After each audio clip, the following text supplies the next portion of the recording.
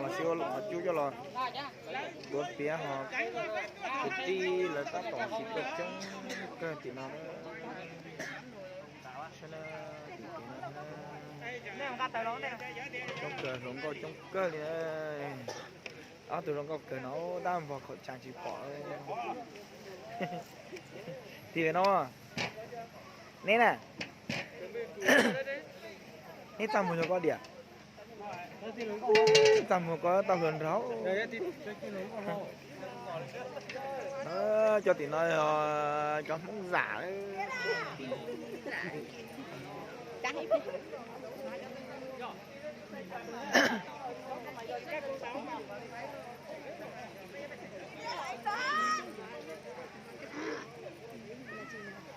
xe cho không có không giả nó tôi xe này không có lên chán à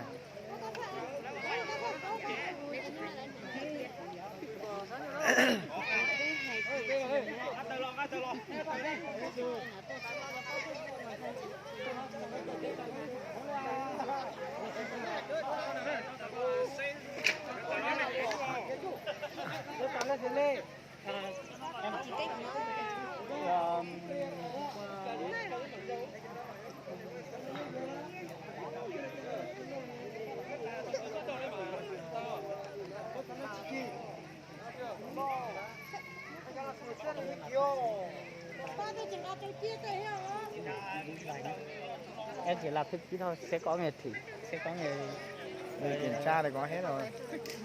Có bản địa hết rồi. Cái này trong đó. Đấy. Bây giờ mới lại đến anh. Ôi, cũng cùng chào cô giáo nha. Mấy cô giáo mông giả này.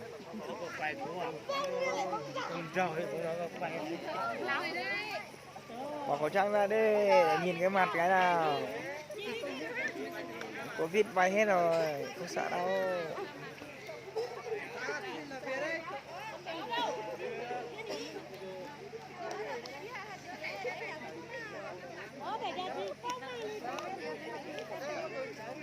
Tối anh em đi nhận mặt ở trên YouTube nha.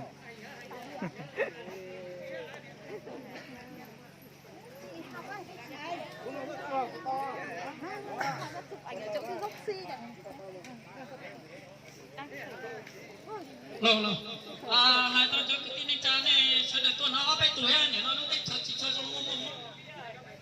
cho đời nhà tự lo liệu khẩu trang nhỉ. Ôi cái này cái gì đây? Đấy cho nó Cái này cái quê.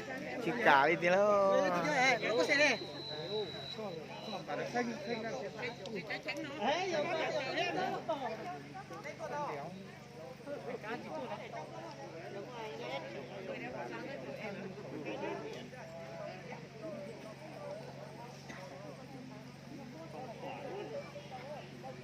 Ăn không có rong cao chát rồi nó này mua được cái sai nữa nhìn này sai cho nó ngon nó mua này em ấy ai hết ta tiêu một chút gì hiện thảo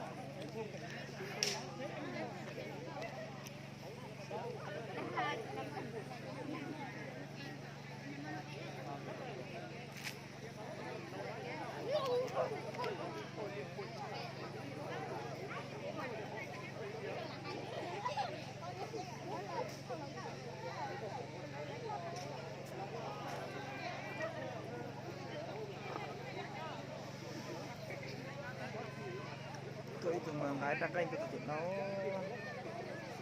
như chưa là thì đặt kênh hiện kênh một xí nữa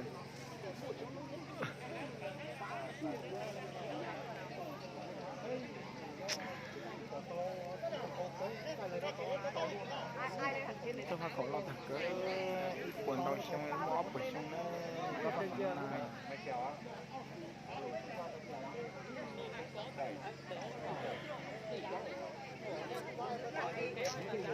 đẩy xuống ấy tí ngã luôn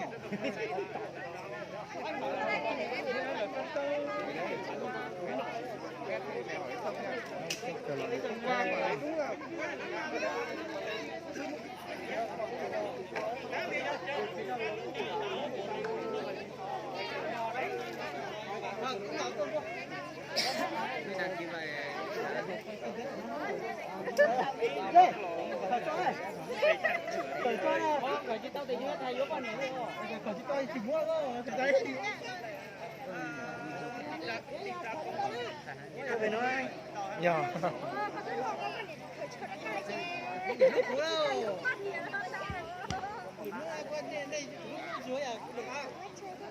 Cho mấy giờ không có mini ai cái thời điểm nào.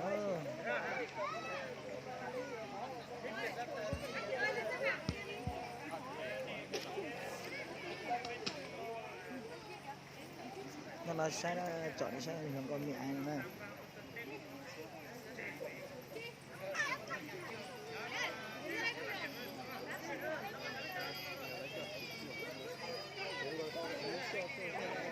Nói cho này nữa.